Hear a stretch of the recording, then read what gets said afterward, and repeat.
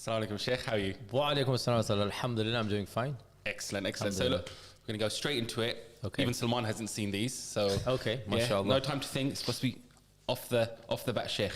Wait, before you even begin, I'm jet lagged. I'm drinking my double espresso macchiato. So give me some time, but khair, let's see. That's my excuse, so that in case. Wait for the caffeine to kick in. Okay, number one, Shaykh. Favorite freedom fighter? You recently did a talk. You recently did a talk on one, which is what inspired the question on Omar Mukhtar.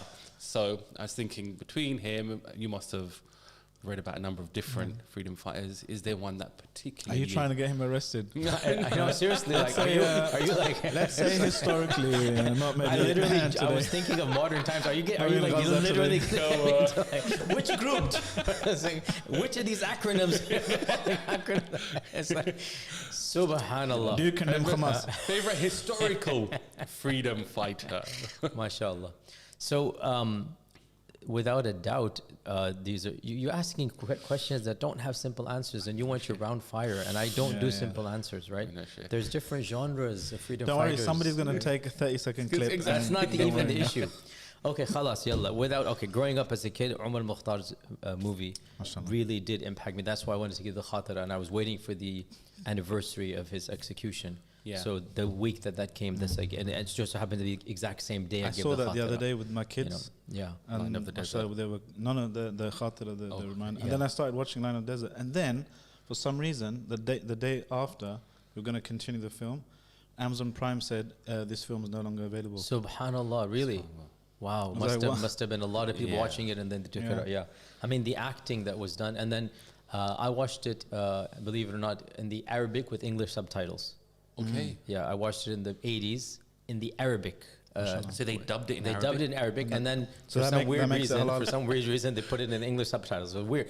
But then the Arabic accents and the you know, the Umar Mukhtar's voice that comes out, you know, it's just so elegant. And I remember even as a child, like you were just in tears by the time the movies ended. Yeah, yeah. So simply because of that memory, I'm not saying he was the only one, but of it course. has an impact on you, and always has that soft spot in your heart. Yeah, you know that connection to it. khatira?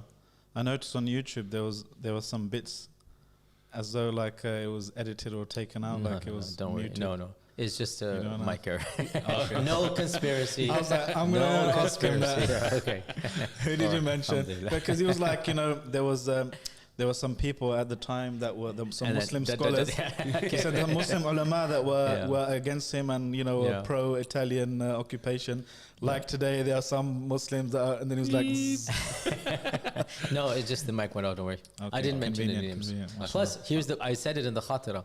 Those names are not known to the average person. You have to research in the books of history, which I don't mind doing. But why bring them up? Let them be. Exactly. Allah has covered them, and honestly, they did things they shouldn't have done. But maybe they're forgiven because they thought that's for the maslahah of the ummah. Yeah. You know, to think that working for, look at what's happening around the world. It's now, hindsight you know? bias. Hindsight, yeah. And Allahu A'lam, I'm not blaming them, but without a doubt, the hearts are with who? Umar al-Mukhtar. So continue with the not very quick round. Yeah, it's not gonna happen, bro. Just do 2-3 more. We got to get. All to right, that. okay. Most misunderstood, misrepresented scholar from Islamic history, in your opinion? Of recent times, I do think Rashid Rida. Of recent times, I think Rashid Rida, and even Muhammad Abdu, his teacher. The two of them, I would say 99% of those who are actually criticizing them haven't even read a single treatise of theirs. Okay. I'm not even talking about the awam, I'm talking about those that are actively criticizing. Yeah. You just talk to them, okay, what have you actually read? Yeah. Which and all of his books are PDF. All the books are online. I have multiple physical copies of his books, and PDFs I have almost all of them. Before you open your mouth about an iconic figure, the least you can do, and even recently another guy came out, standard guy is like, I don't know to call him a zindiq or is a Freemason or whatever, like, a'udhu billah akhi. Before you jump to something, just read. These are all very difficult times, and people's angers cause them to say things about each other that you're just simply regurgitating, you know. Yeah. If you want to go back to the past, Imam Malik and Muhammad ibn Ishaq. Imam Malik and Ibn Ishaq had a massive battle between them, and we just ignore. It's like, you know what? We just say both of them were good.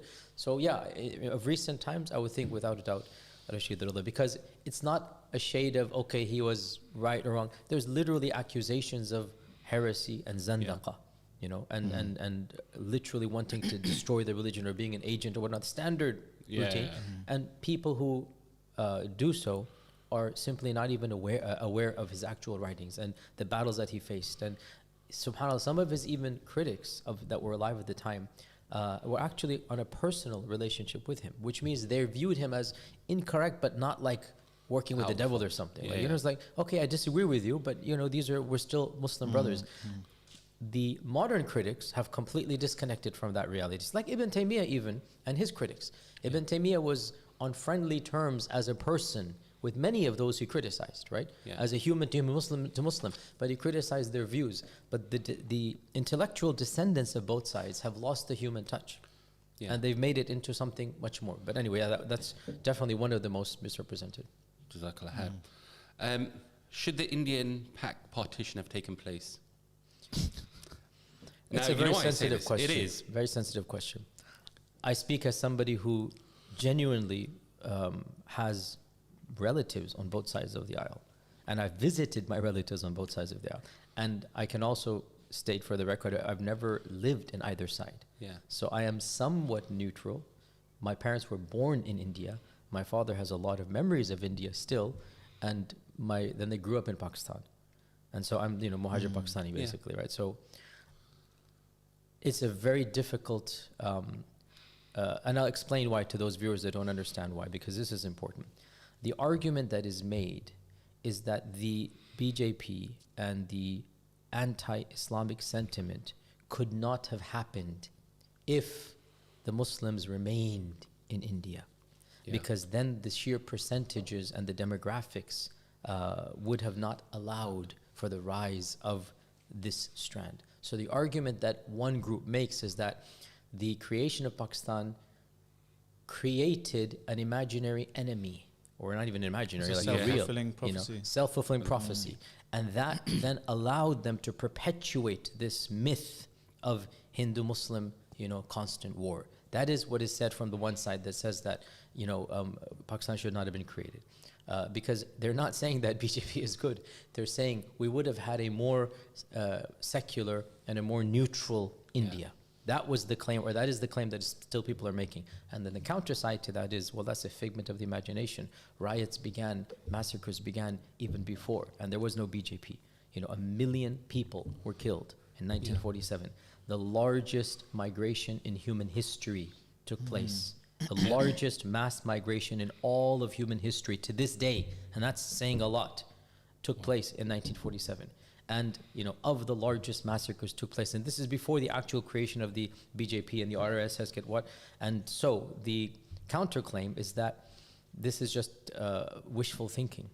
And this is why people like Jinnah understood the need to create a safe haven. Jinnah did not intend to create, I know this is going to make a lot of our Pakistani brethren angry, but it is patently clear, and I'm sorry if facts hurt you, facts are facts.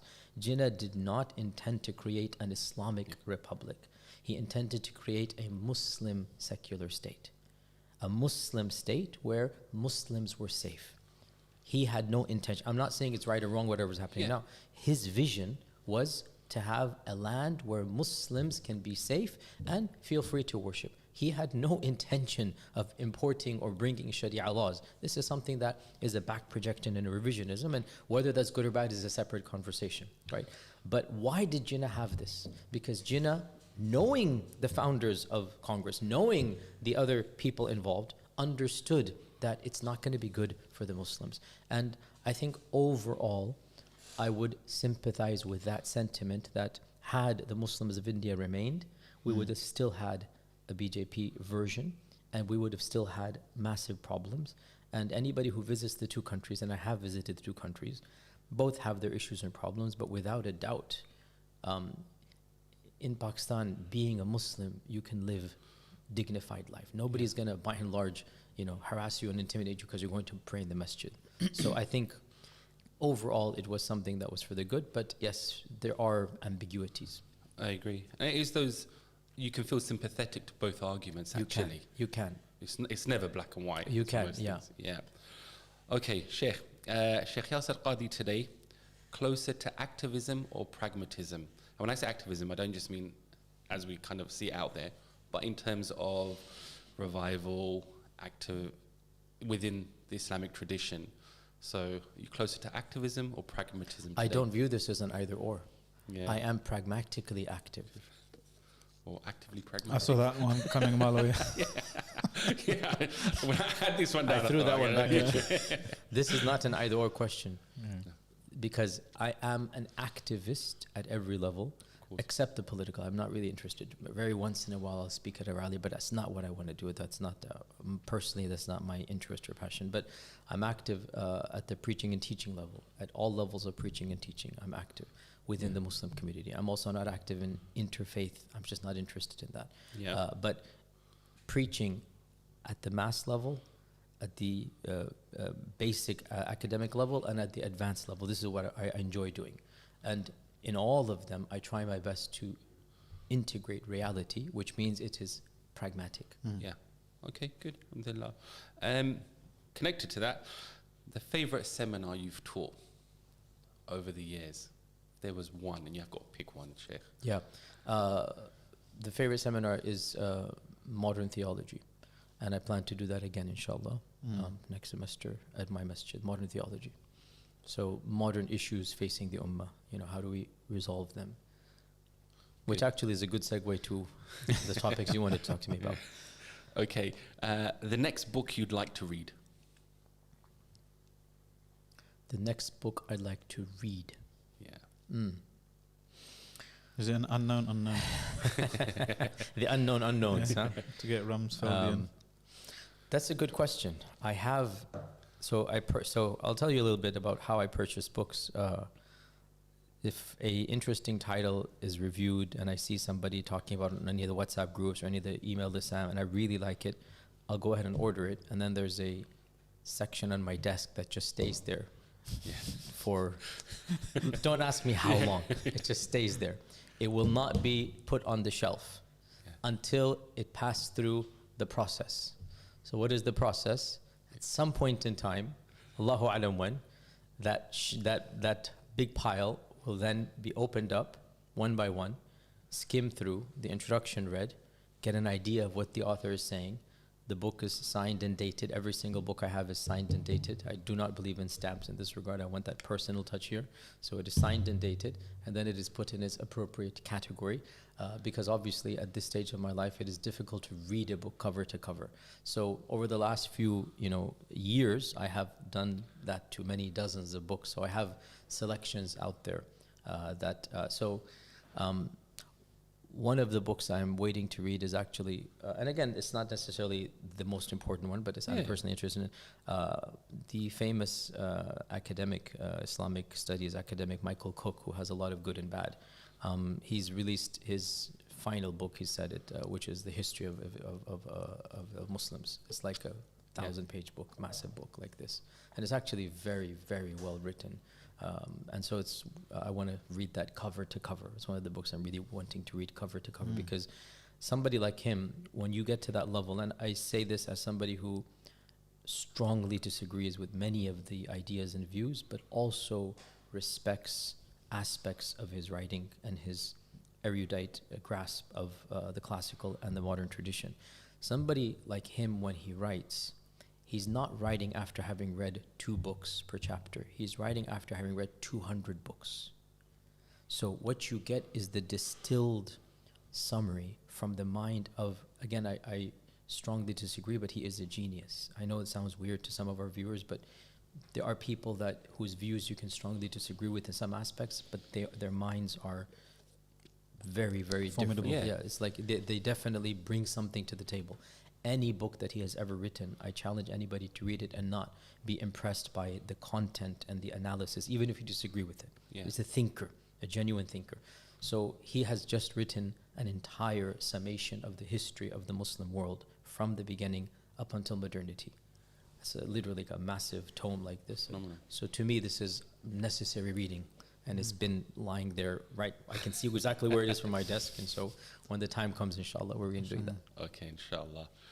Told you there's no simple answers. He wants like 10 I know, seconds. but I you- don't do these 10-second things. It doesn't work. There could be simple answers, There but I can't. You're speaking to the wrong I know. person. I wouldn't be who I am if I could give you your simple 5-second clips, man. SubhanAllah. Like, how do the others do it? They all seem to get 5-second clips of you. Can sharing. you ask my Coke or Pepsi? All right, try and choose an either or on this one. What do we need more of? Influential scholars or scholarly influencers? Oh. Right now, as we speak, I think we have a good amount of influential scholars, so we need scholarly influences for the time being. But it's this pendulum, Yeah. so maybe in a few years or decades. But yeah, right now, yeah. Okay, just like that. Mehdi Hassan or the Sabri brothers? I mean, Mehdi Hassan or Bassam Youssef? What? Those who know will know that one. Mehdi Hassan or Bassam Youssef? Who do you hate more? That was Just kidding. I've never met Bassam. Mahdi, I was with him 2 weeks ago, and he is an acquaintance of mine, and I have had very frank conversations with him. Each one has a role to play. I'm sorry, but Mahdi, you have to give him the fact that he does a ton of research before every single interview, and he comes prepared like hardly any other presenter that I've seen. Yeah. And Bassam has a talent. So again, look at the Piers Morgan interview that went viral. And this is, again, things that need to be said. Listen, his personal life is between him and Allah. And we are allowed to critique any public aspects of his personal life that he brings into the public eye. We're allowed to say this is right or wrong. But you see, the Prophet ﷺ said, and I don't mean to apply this directly to him. I'm speaking conceptually. And if it applies to him, it doesn't. If it doesn't, it doesn't. I'm not necessarily making the causal linkage. But I am being precise. The Prophet ﷺ said, إِنَّ اللَّهَ لَا يُؤَيِّدُ هَذَا الدِّينَ بِرَجُلِ الْفَاجِرِ. Allah sometimes helps this deen with a man who's not very good. A man might be a fajr, but he ends up helping the deen. Yeah. The deen. That interview was one of the best mechanisms to begin the discourse and to start shifting the narrative. And nobody could have done it Exactly. except Bassam. So we have to give credit where credit is due. Props, yeah. And he got away with saying things because of who he is that none of us could have said, because we would not have meant it and would not have been that. So he got away with his slant, and it was needed to begin opening the door. So one of my issues, and again, I know you want your 10-second clips, but I don't work that way. We have to start thinking in color with more nuances. We cannot be so simplistic and binary, which is one of the biggest problems of the critique and the cancel and the fundamentalist culture. It doesn't work that way. The world is very complex. So you can't just say, do you agree with Bassam or not? It doesn't work that way. Bassam is serving a function. And I hope Allah guides him to a better understanding of religion and practice of religion. But for the time being, he is doing some overall great work. Yeah. And he's not, at this stage, a blatant enemy to the ummah. And I know in the past he has things that he has to answer for, right?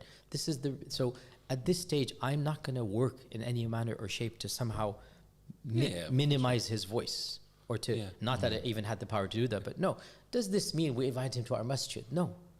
So here's where the nuance begins. Can we utilize such individuals in arenas, while we realize they're not going to be capable of being effective in other arenas? Yes, I think we can. I mean, by masjid, you mean like to address the congregation, not like you're going to ban him from the masjid. Obviously, yeah. Just putting that out there.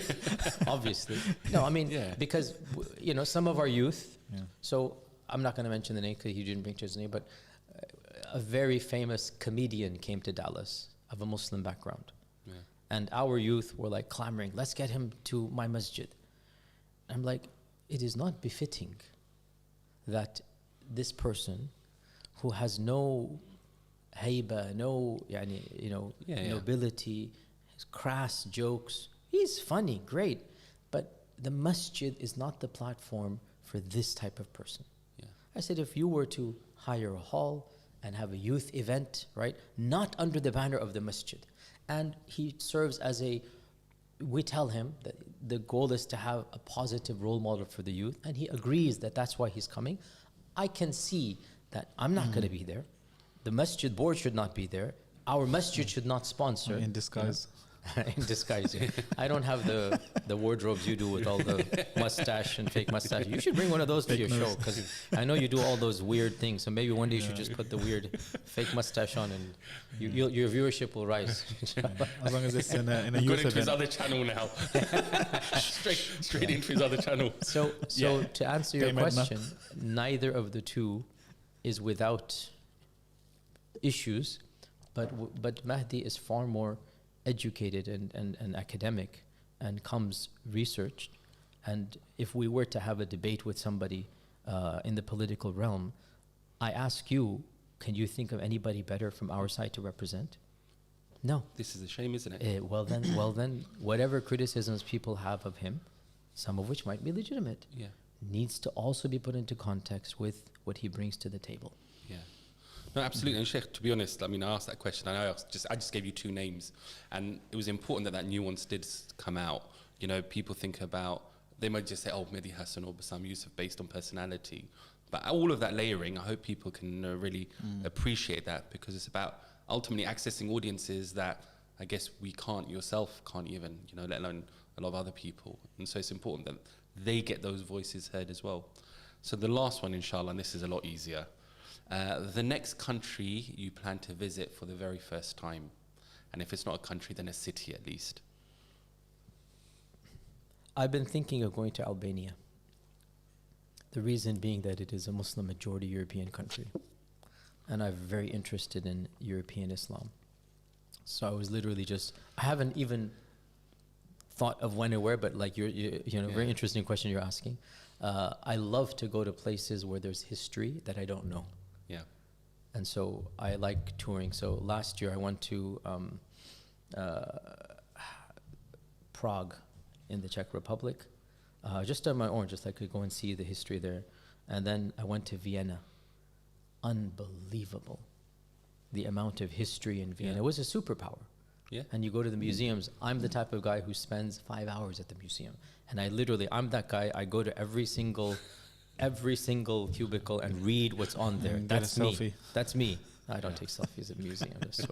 That's boring. Yeah. Yeah. But yeah, nobody wants to go to museum with me. Also, you're 'cause, anti-selfie now. I am indeed. Okay. Yes, indeed. That was an old I joke, by the way. misunderstood that, That's man. an old joke, man. It's like that. So the next country I was thinking about doing was Albania. Another country I'm interested in going is Malta, because Malta also has a lot of remnants of the Muslim rule, and especially on their second island, not their main island. So I've done my research Gozo. on this, like that. Which one? Gozo. Yes, that one. Yeah. You been? Yeah. Oh, you've been to Malta. I Okay. discovered my love of snorkeling there. Which is 0? No, it's like as far as love goes, it's like just one below. Oh, level of snorkeling. I thought it was 0 level. Okay, Yeah, alhamdulillah. I mentioned that's where I had the nicest croissant. MashaAllah, mashallah. Yeah. Speaking The of which, theme today of alhamdulillah. croissants. Yeah. Alhamdulillah. So Shaykh, last 12 months we've seen obviously the Gaza genocide step up in intensity. We've seen so much. I don't want to put words in your mouth, but what have you learned? What have we learned in the last 12 months? The resilience of the Palestinian brothers and sisters, their iman, their courage. People like this are still alive, walking saints on earth, subhanAllah. May Allah protect us. What would we have done?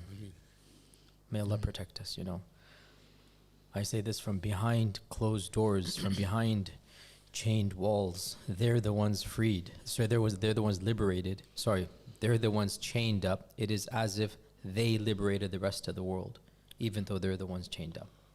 So without a doubt, we learned that. But that's not a surprise. We knew that from them.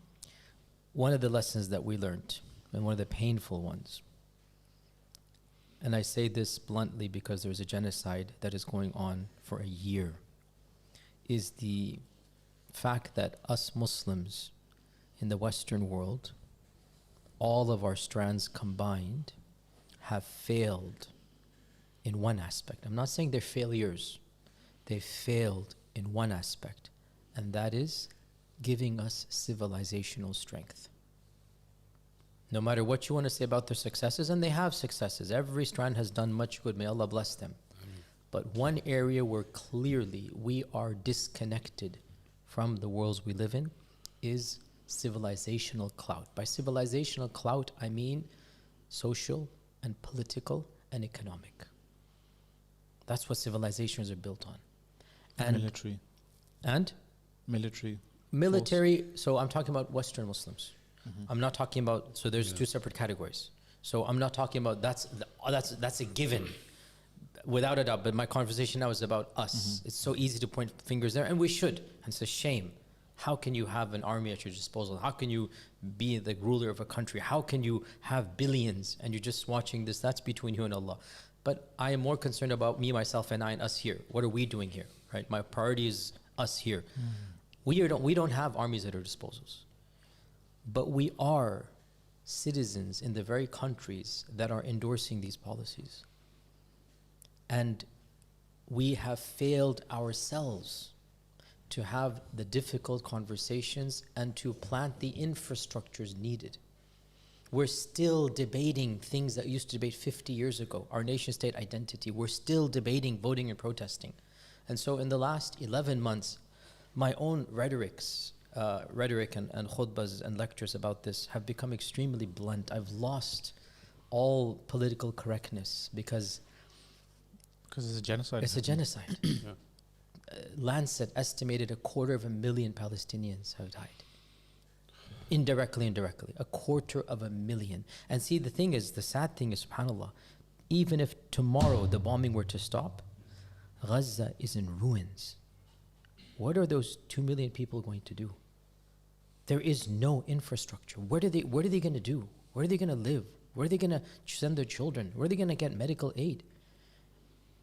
We don't even have a solution as an ummah. So my main then personal concern is that we need to understand this moment as a wake-up and a call for action. The Muslim community is still bickering over issues of aqeedah. It's still divided amongst political lines, ethnic lines.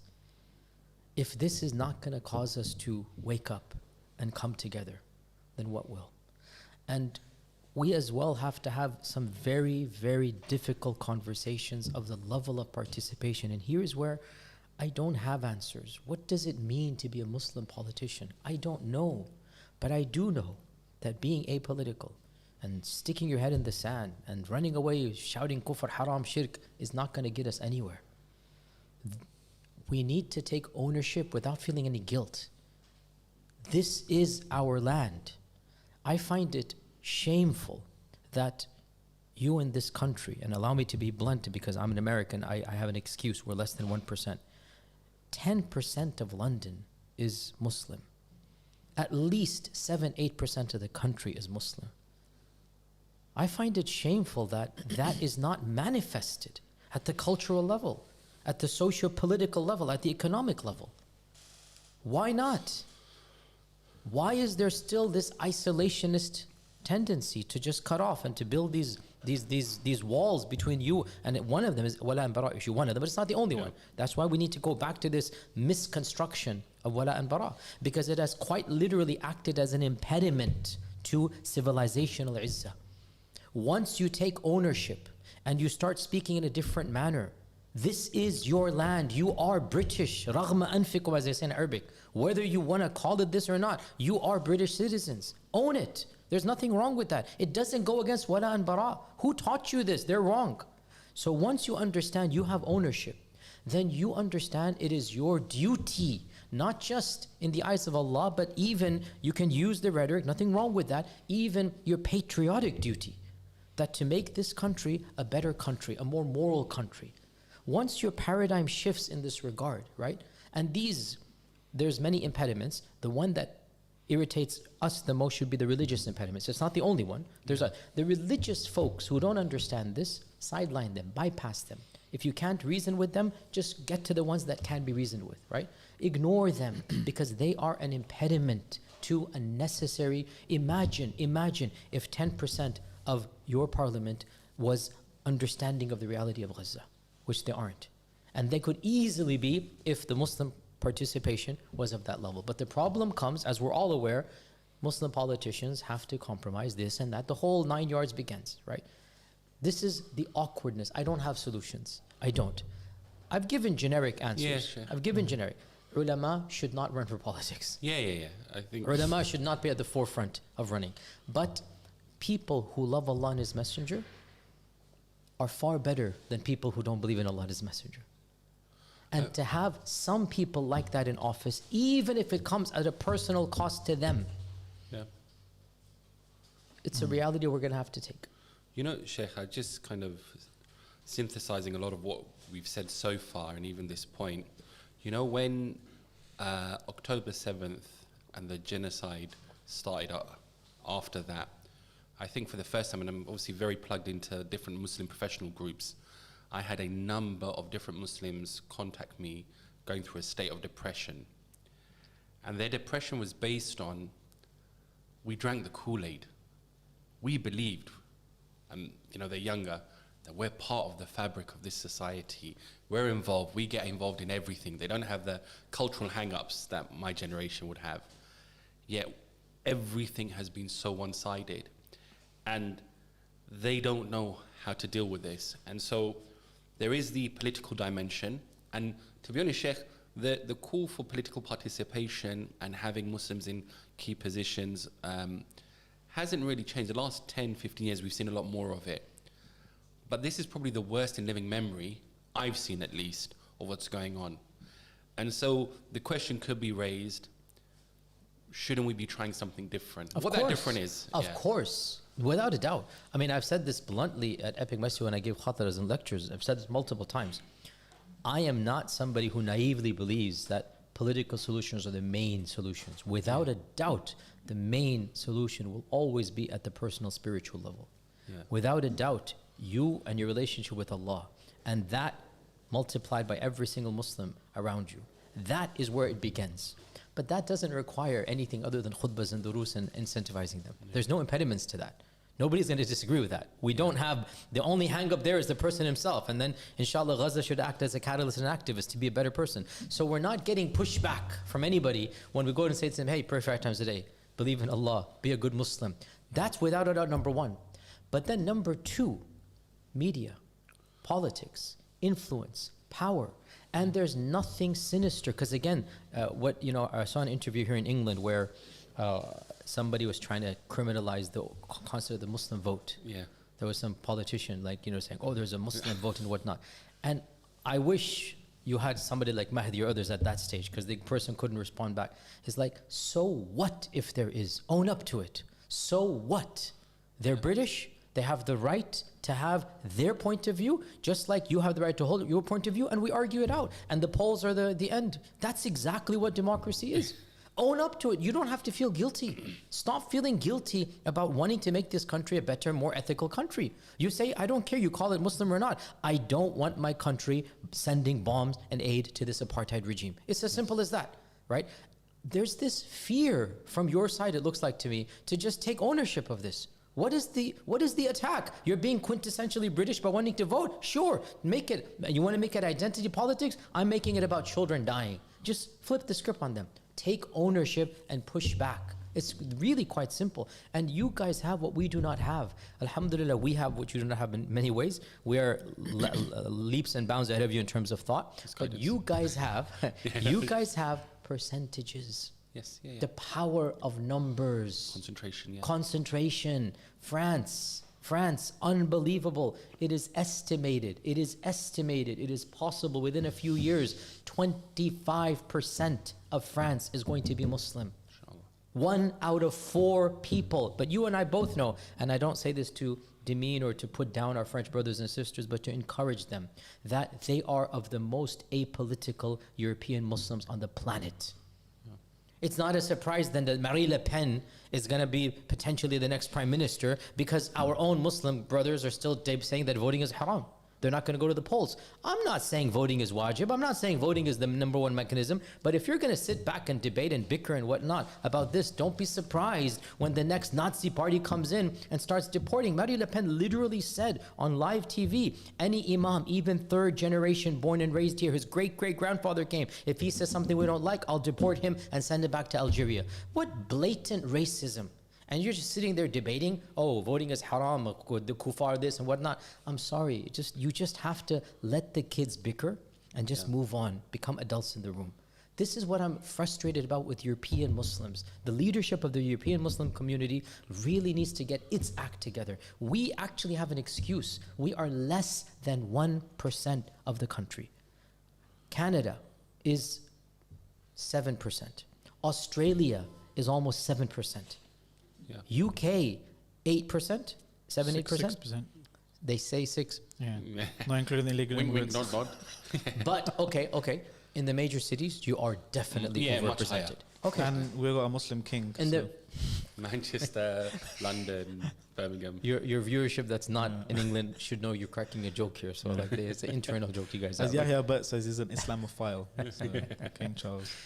Your percentages are off the charts in London, in Manchester, in Birmingham, in Leeds, in Leicester. Leicester is unbelievable. But I mean, Right. I don't know, maybe I'm in a bubble, but I do see a very good trajectory. We're headed in the right direction for Muslim in the UK. I don't know, I mean, this time around, this last election, I didn't hear a single person saying it was haram. Even the people who used to say it's haram, they're like, okay, let me be quiet now. Okay, that's I don't good think news. it's That's good news. Yeah. We're basing this off of obviously what we see in social media, which obviously social media doesn't really represent. gives you a weird. Doesn't I agree? Of skewed course, well, I don't know document. this very well. Yeah. Okay, so the presumptions that And we have this about the Muslim Vote campaign. It's a 25-year plan and movement. and take Like ownership, publicize it. There's no 5 hidden election agenda. It was less it's haram, there's more apathy. Yeah, It that's the doesn't issue. change anything. Okay, What's the point? so Yeah, that needs that to was be what was addressed us. at a different level. Yes, It of will course. not change anything in the near future, agreed.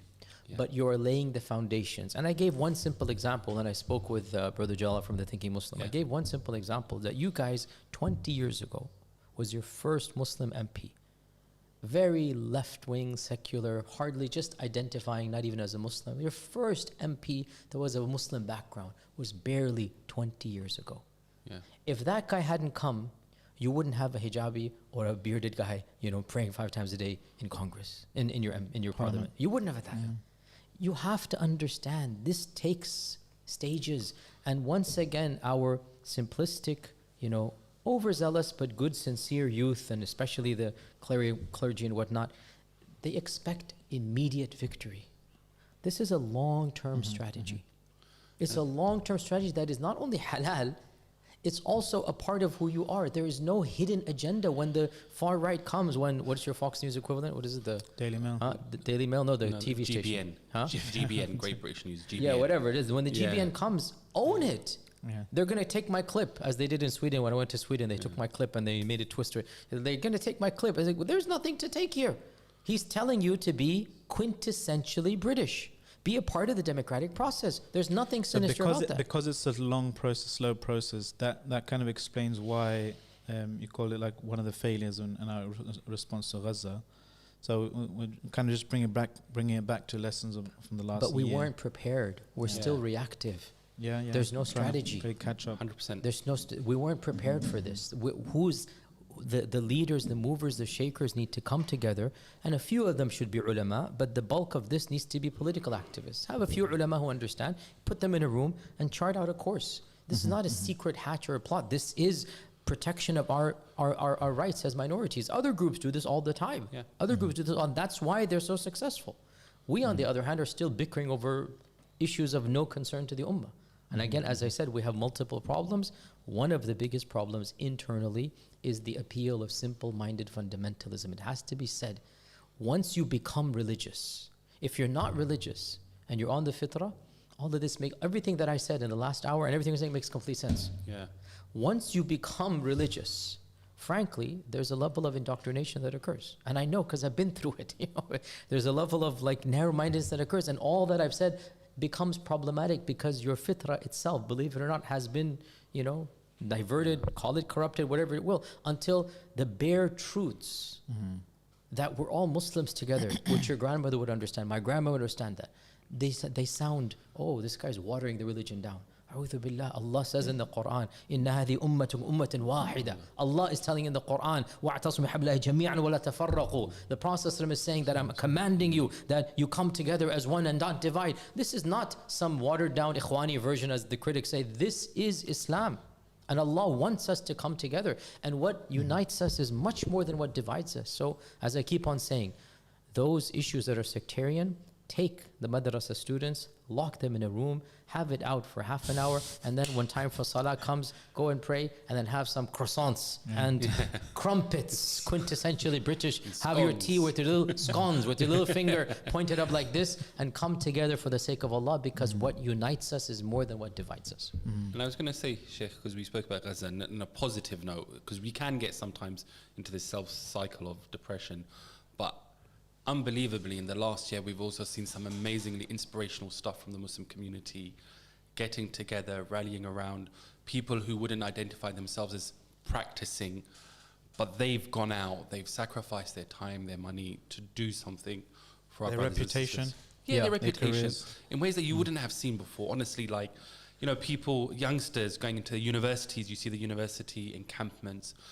lawyers coming together. First time, alhamdulillah, a number of Muslim lawyers in the UK have formed together on groups to say, we're going to pick up the challenge for anyone who is accused of anti-Semitism, etc. Yeah, there are positives taking place. Alhamdulillah, it's not all negative. Alhamdulillah. Even from the boycott perspective, Sheikh, we know that it's been hitting a lot of these companies, their bottom line, that they've had to change their CEOs, etc. It's a start. Direct action. And this Direct all action. goes back to what I'm saying, long-term strategy. Yeah. We Muslims need to understand we're in this for the long run. And it's not something that's going to take a week or two. It might even take a decade or two. But laying the foundations now and seeing. And one of the lectures I gave was about the interim period. And when we lost Masjid al-Aqsa for the first time around, that interim period. Yeah. Salah ad-Din al-Ayyubi did not come out of a vacuum. Yeah. You know, and so for those 95 years, it's not as if the Ummah just sat on their behinds, did nothing. No, you have to prepare, you have to envision and plan. And when you do so, eventually the plan will manifest itself. So right now we're in that 95-year interim. We hope inshallah it's towards the end of it. I'm 95 meaning Allah knows how many years, but we hope it's towards the end of it. And actually I am very optimistic because look at the foolishness of that regime. It's just burning all of its bridges. More and more European and Latin American countries are turning their back literally and metaphorically on that country. They've lost all the support they've had around the globe except for my country of America, and then my country's relationship is like unbelievably strong, and so whatever we do, Master you guys and are also slave. gonna it used to be the other way around, but now it is so whatever we do, you do as well. So these two countries are the primary two countries, and it's only one because once we change, you're going to change automatically as well. So we are in a position now. European Muslims should be a part of their countries and should put legitimate pressure, public, social media, and political, to try to break away from this, and it will effectively soften American hegemony as well. Because yes, no doubt we are the superpower, but we're relying on you as PR as well. The two. Do you see the tone out of Washington changing anytime soon? No, but the people's tone is changing, and that's what's important. It takes a while for the people's tones to reflect. And I'm somebody who doesn't believe the White House is the most important vote. Yeah. It's not. It's the people's sentiment. It takes a while. And I give you 2 or 3 examples in recent living memory history, or living memory of the elderlies amongst us. The Vietnam War, civil rights, and even the example people are going to balk at, LGBT. Yeah. All 3 of these things were non-compromisable at the political level. The powers that be did not want any change. But grass movements began amongst the people. And the people began protesting, lobbying, campaigning. The public put pressure on the media, which put pressure on more public, which put pressure on more spy. And eventually, within 10 years in all of these cases, 15, 20 if you want a civil rights, but 15 years, right? Eventually, the politicians had to cave. Do you see this happening with the Israel issue of Zionism? It is possible if if a tactic is employed that I'm asking my American Muslim brethren and sisters to take charge of, and that is to use the angle of foreign aid even as the American economy is crumbling. Yeah. So the issue with Vietnam, the college kids were being sent. If they didn't protest, they would die in Vietnam. There's a personal passion. The issue with civil rights, you know what's going on, right? The issue with LGBT, that community wanted its freedoms and they humanized their plight and whatnot. The issue with Israel and Gaza is not as near and dear to the every average. interception of the Iron Dome costs the US $150,000. So once we bring in the money factor, I mean, we could solve I calculated this for what lecture I gave. We could solve homelessness, in 14 states, whatever, if we stop funding Israel for 1 year. You put it into those types of perspective. You guys probably don't know this. In America, every major city has massive places where people are just homeless. Yeah. It's unbelievable. I know you guys don't believe this, but it is the case. Like, yeah, I've heard from people. It's crazy, especially LA and these types of places. You would think you're in some type of like. Yeah, it's crazy. I've heard crazy. Yeah. I've seen it, and even I was shuddering. I can't just look at this too much because drug addicts in the street, whatnot, right? 1 year of not funding Israel would solve definitely LA's problem, much more than LA. Yeah. Once you start telling the people of LA, hey guys, your taxes are used, forget bombs and who's right and wrong. We're sending your taxes to the Middle East. Pay for someone else's health. To pay for somebody else's health. Ironically, Israelis have better healthcare than Americans do. Ironically, they have free healthcare and we don't, right? So once we start changing the tactics, and I'm telling my American Muslim brethren, we need to take charge of the narrative and start producing pamphlets, videos, which the message is going to be trickled down to the people. This is strategy and tactics. And it's just telling the truth. It's telling the truth. We're not. It's not even anything. There's no evil subversive. agenda. It's telling the truth, and we're doing our American rights, right? We can't compete with AIPAC's $100 million. We can't. $100 million in the last 10 months. Got a very good return though. They did. On They investment. did, exactly. Billions. They did, exactly the point. We can't compete with that, but we can compete with truth versus falsehood. So we can compete with the haqq is on our side. I mean, I've been saying this for the longest time. We still don't have a 5-10 minute video explaining the whole conflict to the average American. Such a big vacuum.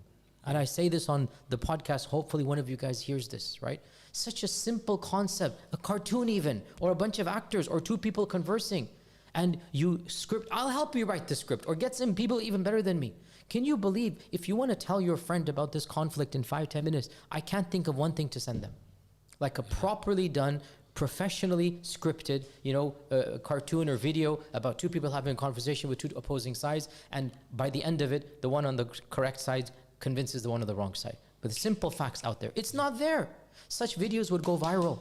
And then you can twist it with a funny twist, with an academic twist, with a bomb twist, like, what's happening over there. You can do so many different takes on it. We don't have anything like that. And it costs what, $10,000, $20,000, $30,000? Nothing. But we're not doing this. So bottom line, in the last 10, 11 months, I mean, as I said, my political correctness has gone out the window because one of the biggest impediments that we can solve, it's not the biggest, is the religious impediment. As I say, it's not the biggest. Yeah. But other impediments, frankly, are much easier to solve. And religious impediments, people that listen to this podcast are already religious folks, so I can speak to them more directly. Solve the fanaticism and fundamentalism amongst our own. Solve the narrow-mindedness amongst our own. Unite with every Muslim who loves Allah and His Messenger, because if they love Allah and His Messenger, they will love the people of Palestine. Impossible that you love Allah and His Messenger and then you're on the side of the apartheid regime. Impossible. So love all of the people because we are one ummah. And keep your differences to an academic level. Keep them to a side. Some are better than others. I'm not saying they're all the same, but stop trying to pull people down. Stop trying to categorize other people. Stop having so much hatred in your heart for those who love Allah and His Messenger. That is the fundamental problem. Understand this religion is a vast and beautiful religion. Understand your interpretation is but one of many others. And may Allah bless you for yours. But the other people are just as sincere as you. And Allah will judge based upon sincerity before He judges based upon methodology. The most important, إِنَّمَا الْأَعْمَالُ بِالنِّيَّاتِ, and the one who is truly sincere, Allah will bless that sincerity even if they were mistaken. And the one who is right but insincere, Allah will not bless them even if they're right. Once you understand this point, open your eyes. gather up as many Muslims as you can. Strategize in a mechanism that you feel the most powerful to do, you feel the most useful to do. And then you do what you're doing, let others do what they're doing. Inshallah, each one of you is going to lay the foundations for multiple changes that will happen in generations to come. Yeah, that's very important. That especially that. Okay, we might have a disagreement. You do this strategy, let me do this strategy. There are multiple strategies. Yeah, because you're united. You don't know what strategy will work the best, objective. and maybe all strategies are needed simultaneously. Yeah, Just to also add, I think even just being as Muslims, if we take a longer term strategy, I've seen in the last 10, 20, 30 years, Muslims are getting into more and more pockets or different roles, getting more senior. And what you're seeing is that even non-Muslims who are in those senior roles, they've had Muslim experiences or experiences with Muslims that have shaped them that we didn't have 30 years ago, 40 years ago. Exactly. And we need to, and this is when I come back to that engagement bit, Shaykh, that you're going to write on, that actually just engaging with non-Muslims, it's all helping. Being Muslims proudly with our values. So let's conclude with this point, because I have to go as well. Inshallah, you guys know this. Let's conclude with this point. What can the average Muslim do? The average Muslim can be visibly Muslim and demonstrate the beauty of Islam to their peers, their colleagues, their co-workers, their neighbors. That is the biggest victory for Islam and the Ummah. Do not trivialize your role. Yeah. If you can influence your immediate circle to understand our religion is a positive force for society, that's all we need you to do. Now, if you can go one level above this and get into the reality of what's happening in Gaza and Palestine, you'll need to know some knowledge and back. But even that's not necessary. But if you're able to, fine. But just at that level, if you can do that, you have lived your life as a success, and you can meet Allah with a clean conscience that, you know what, I did what I could do. And that's all that Allah requires of you. This deen is a religion of ease and yusr. Allah does not require superhuman feats. You do the best you can, and you've won in this world and the akhirah, inshallah. فيا ذلي ويا خجلي إذا ما قال لي ربي أما استحييته تعصيني ولا تخشى من العتب وتخفي الذنب عن خلقي وتأبى في الهوى قربي فتب مما جنيت عسى تعود إلى